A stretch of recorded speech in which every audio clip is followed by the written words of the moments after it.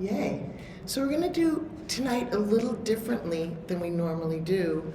We're going to have a little, we're going to take a deeper dive into Metta. Okay?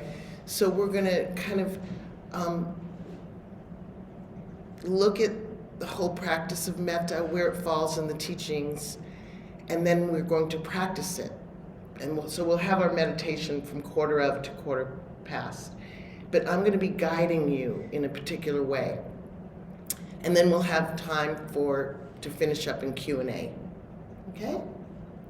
So let's begin with 1 minute of meditation on the breath, on the body, just to land.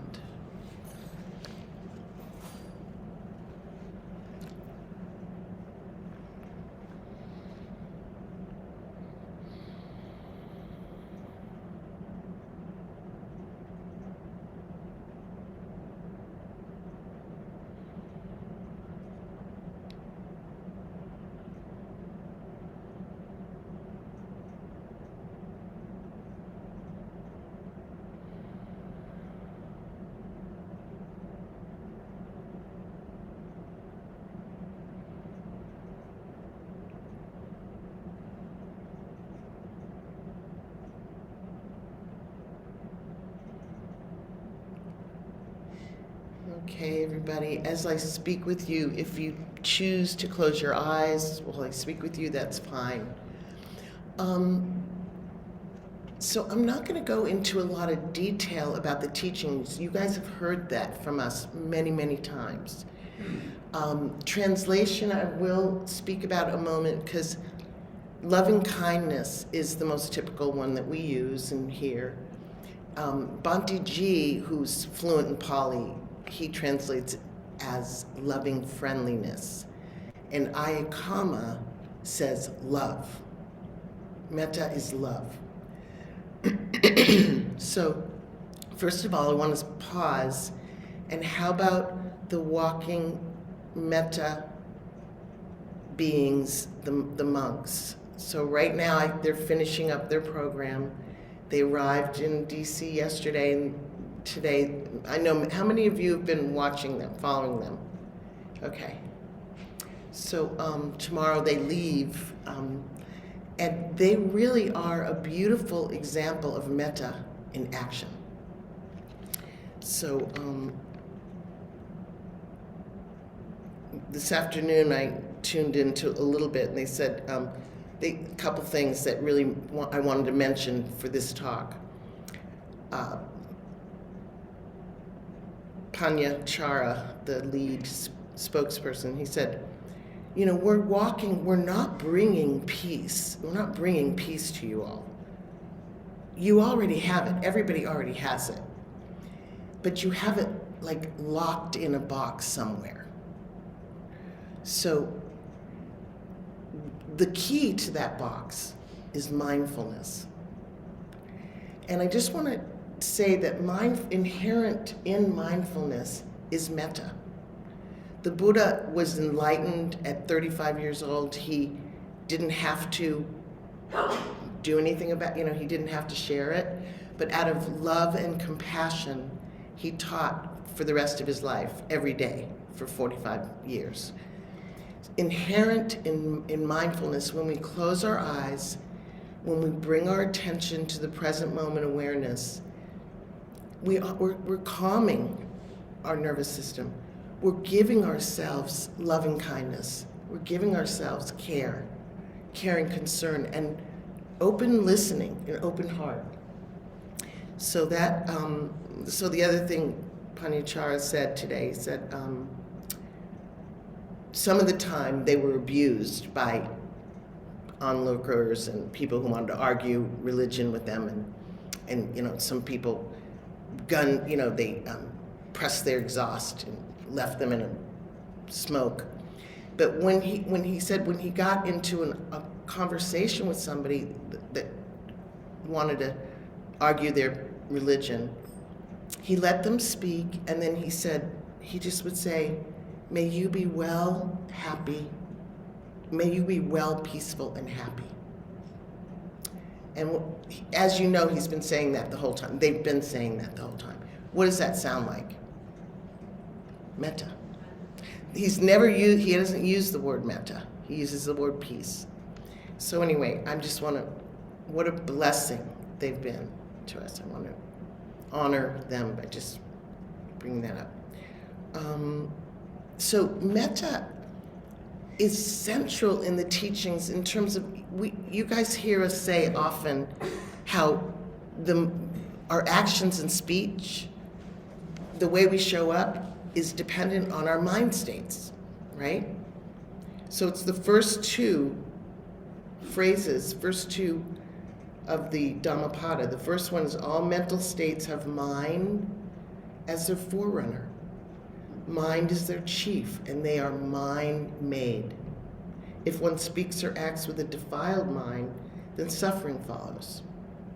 And likewise, if one speaks or acts with a pure mind, happiness follows.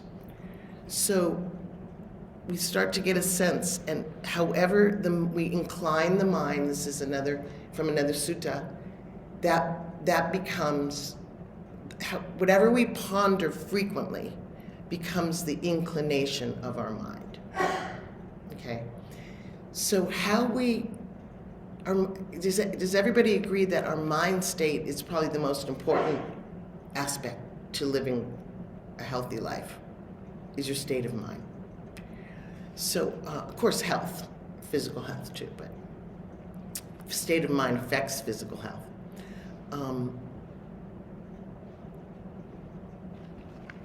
Now, I'm getting off on a little side there. As we work with metta to imbue in us a calm, abiding, loving state of mind, that's how we relate. That's how we relate to others. That's how we relate to ourselves. So it's really critical to this path. So I love bringing up the Native American story of the two wolves in our heart. So the elder was speaking with the children and explaining that we have two wolves in our heart. One wolf is loving and kind and understanding and peaceful, and the other is angry and mad and judgmental and the question, of course, is, and they fight. These two wolves tend to fight, and which wolf wins? The one that is fed. So that's what we're doing with metta. That's what we're doing with mindfulness. We're feeding that part of our heart and mind that is peaceful, that is loving. And then we take this being with this open, loving heart that we've been practicing with and pondering these positive thoughts, and we take it into the world. We take ourselves out there. So I want to give you some thoughts now. When I was on a very, very long retreat, a month-long retreat, and I was taught about metta being a conditioner. Actually, I'd done another retreat and learned and studied deep states of concentration using metta as the means. You can use breath awareness or metta. So I ended up using metta, and it was very, very effective, very effective. So what happens is when we imbue our hearts with a sense of safety and ease and comfort, when we're wishing ourselves well, our mind, our heart calms. And when we're calm, concentration arises. And when concentration, stability of mind arises, insight arises. So metta as a vehicle is a very powerful meditation practice. I want to say now, of course, we begin with ourselves because we can't share a loving heart without having one. So we always begin with ourselves. And we use the conventional I.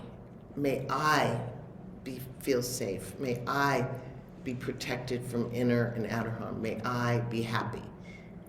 I just want you to hold that I lightly, okay? It's a convention that will get us, it's a vehicle to get us to the ultimate, which we all have.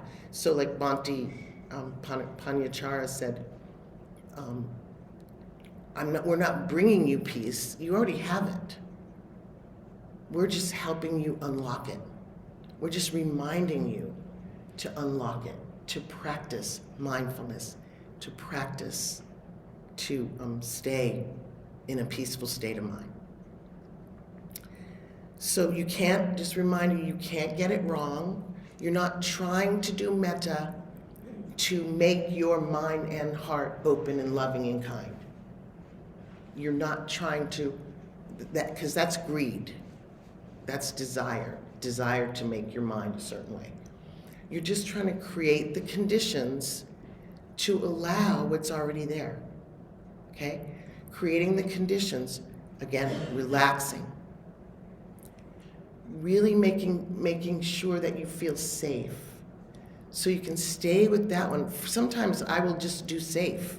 May I be safe from inner and outer harm. May I be safe from inner harm, from negative thoughts, from critical thoughts, from judging thoughts. And you can stay with safe.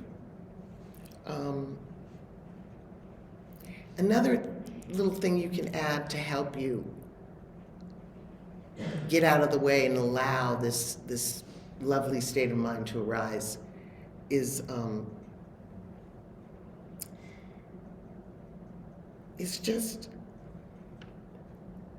the little smile of the Buddha. So you can sit and just bring the little corners of your mouth up. And let's do it for a moment. Just close your eyes for a moment and just feel what that feels like in you.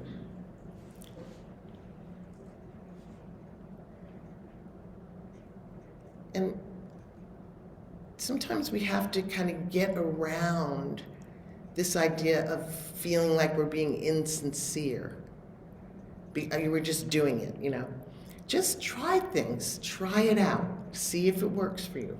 That's just one thing, another thing you can try.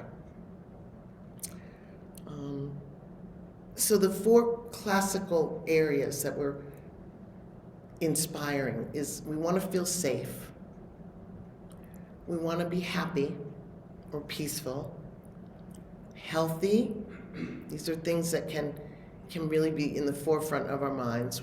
We want to wish ourselves healthy in mind and body, and free from anxiety, free from worry, free from stress, suffering. So those 4, safe, happy, healthy, and free. Okay. And in time, you'll find the words that work for you. We're going to do a non-conventional practice tonight that I'm going to share with you, and it may be your thing, and it may not be your thing. So we'll see. Let's see. So I used this supposed highlighter, and when I highlighted something, it made it so you can't read it. It's like the opposite of a highlighter. I mean, maybe it was just a green marker that I thought was a highlighter. Anyway, sorry about that. I'm going on. Okay, Ayakema. She said, mindfulness can't be separated from metta. They're imbued in each other. And Ajahn Sumedho, I once asked him, I was on a retreat, and I asked him how he works with metta. And he said, it's all metta. It's all metta.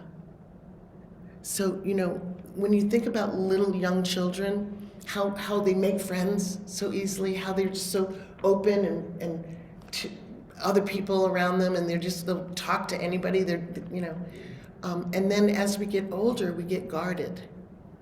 But really, we're just trying to return to that unguarded, open-hearted, caring little being that we all are.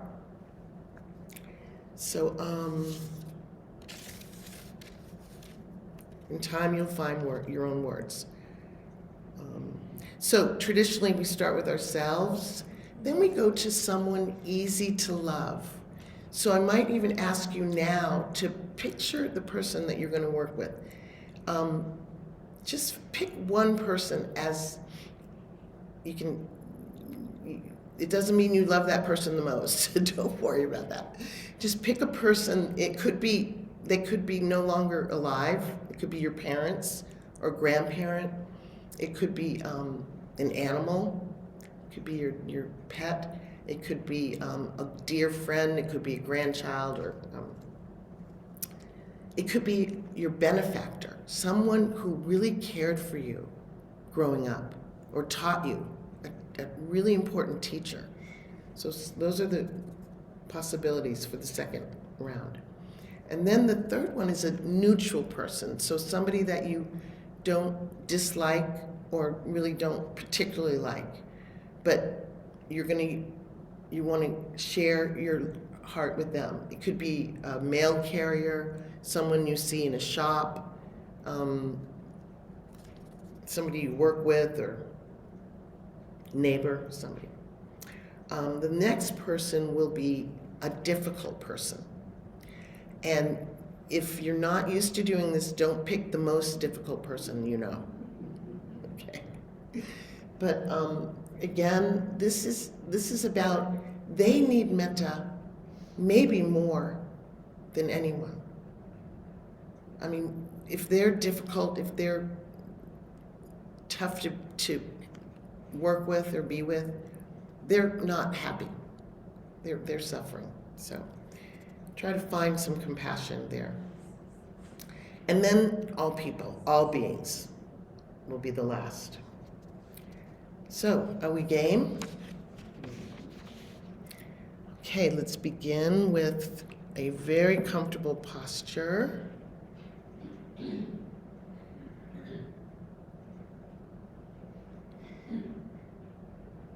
Let's begin with just a minute or two of awareness of your in and out breath, or just your body in this posture. Direct object of mindfulness.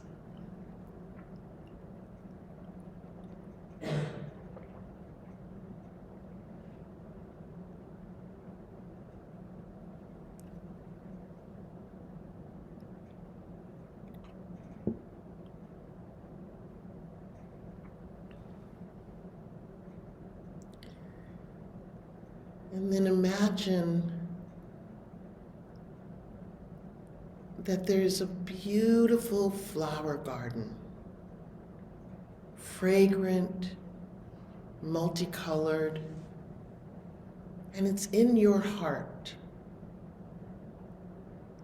And you've been carefully planting this garden as a place to nurture yourself,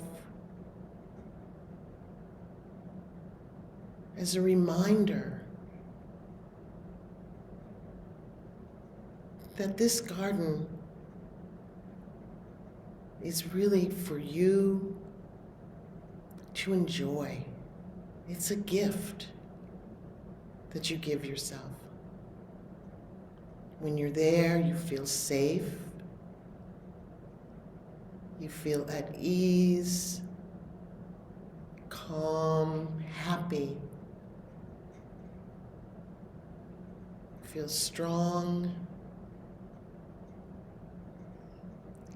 and really free. And just knowing this is a gift you're giving yourself really gives you ease and contentment.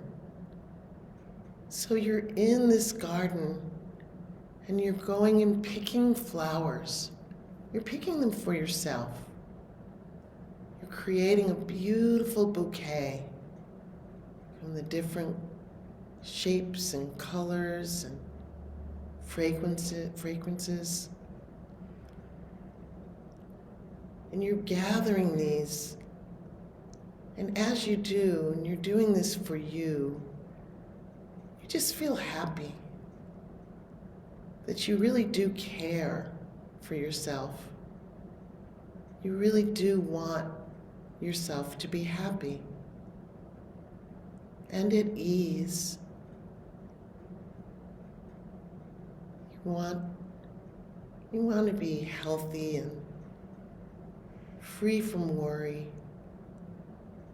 And so as you give yourself this bouquet and maybe place it in a vase where you'll see it a lot, it just makes you content.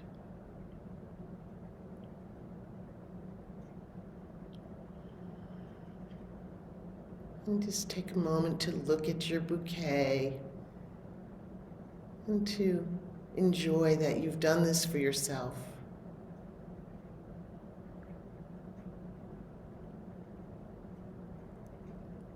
And then from the garden of your heart, you want to make a bouquet for a special person that's easy to love.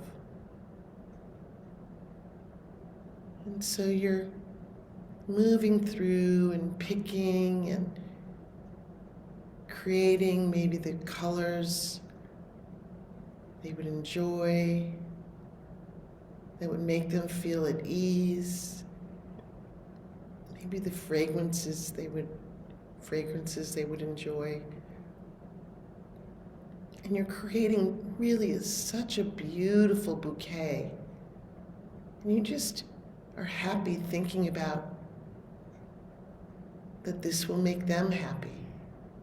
That you hope this gift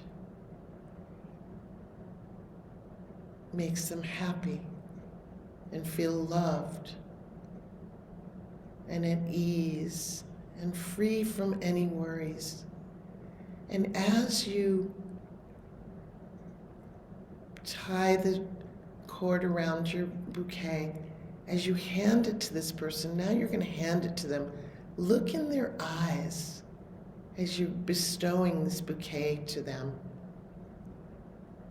And just feel their joy, their well-being.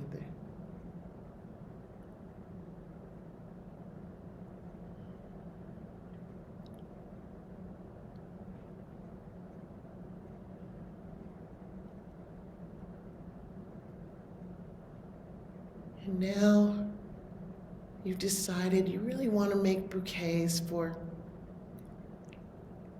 lots of people.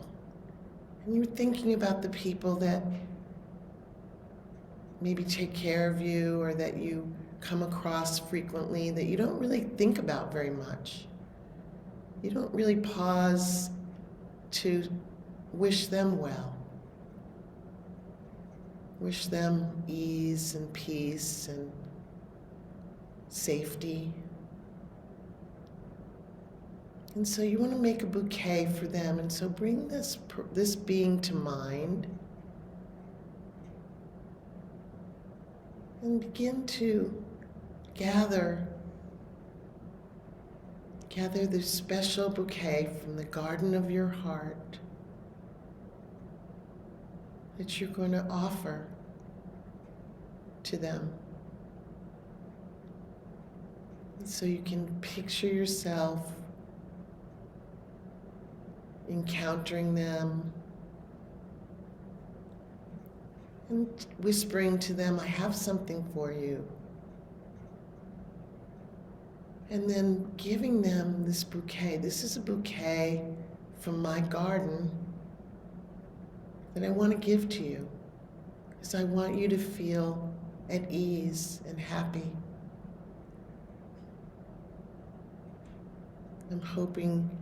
I'm wishing you feelings of safety, peace, well-being, health. I wish all these things for you. wish for you to be free from stress, from worry, free from suffering.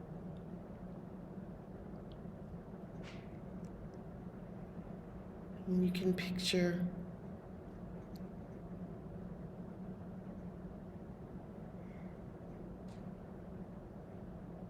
the feelings that this inspires in you.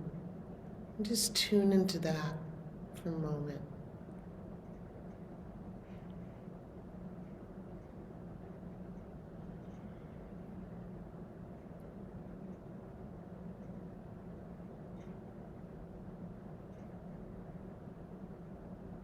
And then you ponder for a moment that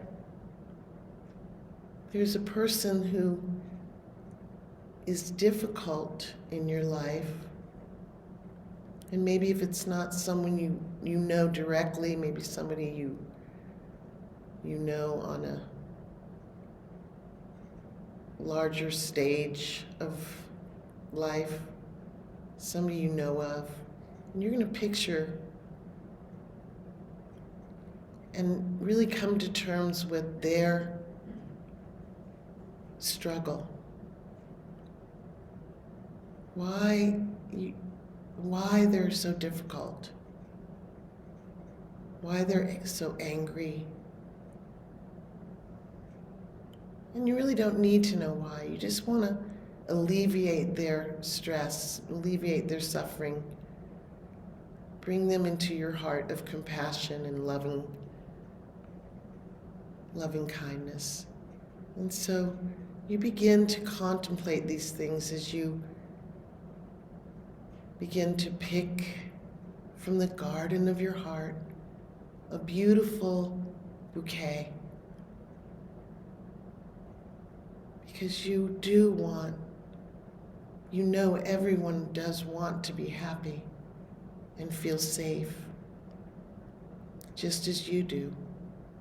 This person does. And so you are gathering the bouquet that you're going to give to this person.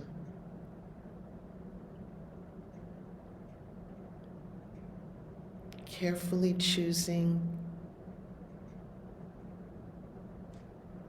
in hopes that it really brings them some ease, brings them some contentment,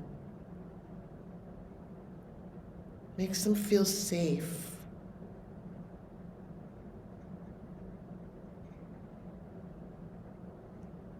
You do know they want to be healthy. You want to support their well-being in their body and their mind. You want them to be free from the suffering. And so you see this person and they're now in front of you, and you look in their face, and you look in their eyes, and you say, I made this for you. I want to give this to you. I want you to know that I wish you contentment. I wish you ease of well-being.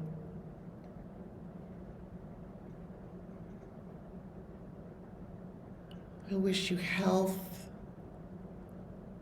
in your body and mind, and freedom from suffering, freedom from anxiety. I wish this for you.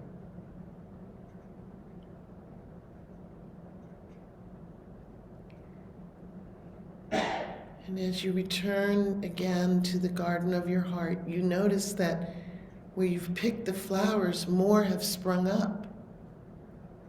And no matter how much you pick, there's more and more and more. You realize you can pick a bouquet for the person next to you tonight in this room. Actually, you can make a bouquet for everyone here tonight.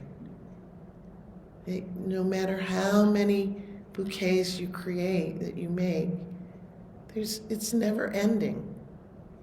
There's just endless supply, because as you pick, it inspires more growth. And so picture yourself giving a bouquet to everyone here tonight. You could bring some faces to mind or not. Feel what it feels like to share this from your garden, from the garden in your heart. And then imagine sharing bouquets with more people in your town, with everyone here. And the more you make, the more you have. And imagine sharing flowers with people all over the world, that wherever you go, you have flowers for them. And you want to bring this loveliness for all people who suffer and have difficulties. You want all, everywhere, to feel safe and at ease. And just imagine giving bouquets to strangers from all walks of life. Flowers of peace, flowers of love, of well-wishing, goodwill.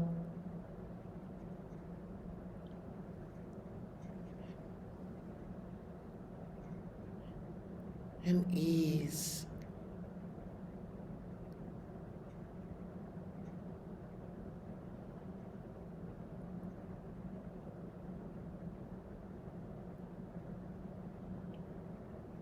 And just knowing that you have this garden in your heart that you can share from in an instant. Wherever you are, you could be standing in line in the grocery store and see someone you want to bring, that you'd like to give a bouquet to. And in your mind, there you go. And the more you give, the more you share.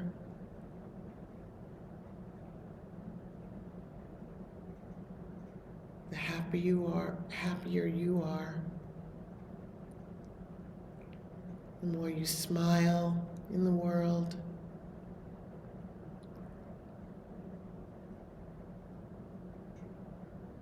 And always remembering to keep a bouquet fresh for yourself,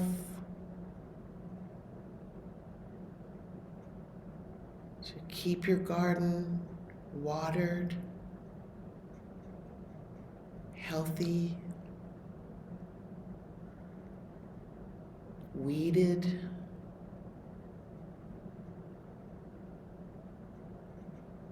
fed, feeding the garden of your heart every day.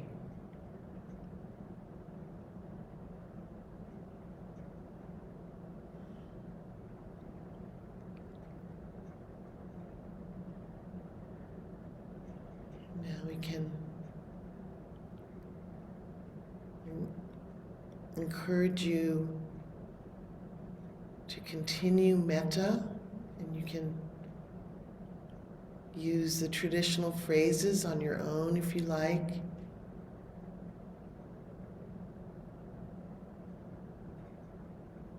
Or you can practice mindfulness of breathing,